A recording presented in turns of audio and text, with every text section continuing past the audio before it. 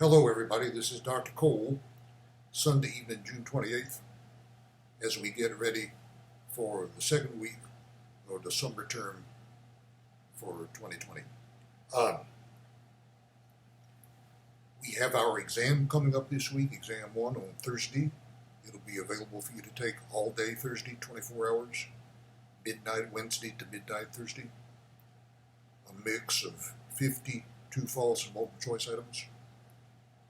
The material you have to study, what you're responsible for, was mentioned in my email, I believe. You'll have a few questions based on the textbook. We have 3 chapters assigned from the textbook, maybe 5 items in all. Then you were asked to access 4 articles online and expect maybe 15 or 20 questions on those. And the rest of it will come from my class notes for Units 1 and 2 that are on the course website in the content area.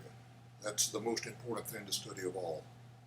And you can look at those in Microsoft Word, PDF, or PowerPoint formats. We will chat Wednesday evening before the exam. Now there are 2 sections, so your chat will be either from 7 to 7:45 or 7:45 to 8:30 p.m. depending on your section. We'll do those back to back. So watch for the time that's mentioned in the email that you should receive. You don't have to take part in the chat, but it's just a way for you and me to interact and for me to answer any questions you may have before the exam. Go to the content area and click on online chat, and then I believe you'll have to click that one more time to get the chat room to open up. I hope that'll be pretty self-explanatory. Now, we have 2 units to look at on participation and on political parties and pressure groups. Let me say just a few words about that stuff and the material you've been asked to access online. In the first unit, I start the course out with some general comments about democracy in general. Then we move on to look at different ways in which you may participate. But what's most important there is elections and voting. Who votes and who does not, and what it is that inclines people to vote for either the Republicans or the Democrats. Now, you have, for instance, an article that talks about the people who have been protesting since the George Floyd killing. Will they vote or not? Also, very important, everybody, there's been a lot of talk in the press that this November's election may be a debacle, a disaster. I don't know whether that will happen or not. I hope not. But one problem is that due to the pandemic, much of the voting may have to take place by mail-in ballot or absentee ballot, which means the counting of the ballots may be dragged out for several days after Election Day. So the TV networks may not be able to announce a winner on election night. You have an article that discusses this from the Salt Lake City newspaper, the Deseret News. That's one of your assigned readings for the exam.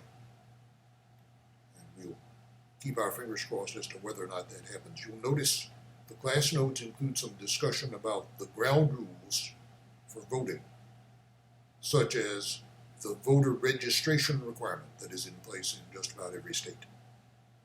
One thing about this is, depending on how we make the rules, this may have an influence on the outcome of the election. You may have heard that the president has said that mail-in voting may hurt his party's chances and help the other side. So there will always be controversy about that kind of thing. Now, on political parties and pressure groups, remember, we basically have 2 major political parties who are in contention to control the government of the United States. Then you have many, many thousands of pressure groups or interest groups, as they're called, from the AFL-CIO to the NRA to the American Medical Association, the American Bar Association, the Farm Bureau, and many, many others that are much smaller than those. You have an article to read about lobbyists trying to get money for the people they represent. Pressure groups very often, and these include many kinds of constituency groups, including big corporations in some cases, because Congress has passed a pandemic relief bill with trillions of dollars to be given out. And as somebody once said, a trillion here, a trillion there, pretty soon you're talking about a lot of money.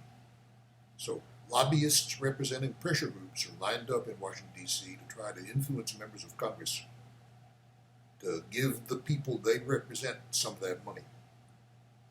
And then you also have an article about the issue of wearing of masks during the pandemic and how Republicans and Democrats differ in their attitudes toward that. So that's one thing that might be interesting to look at as we are in the run-up to the election, just about 4 months away now. So that is what you are responsible for the exam. And if you would like, we will chat about that Wednesday evening before the exam, all day Thursday. So that is what we are doing for week 2. After the exam, we'll get the assignment out for the second exam coming up in another couple of weeks after exam 1 on Thursday, July 2nd. So good luck. I hope to see you in the chat room to exchange some text messages with you Wednesday evening before our exam, all day Thursday. Take it easy.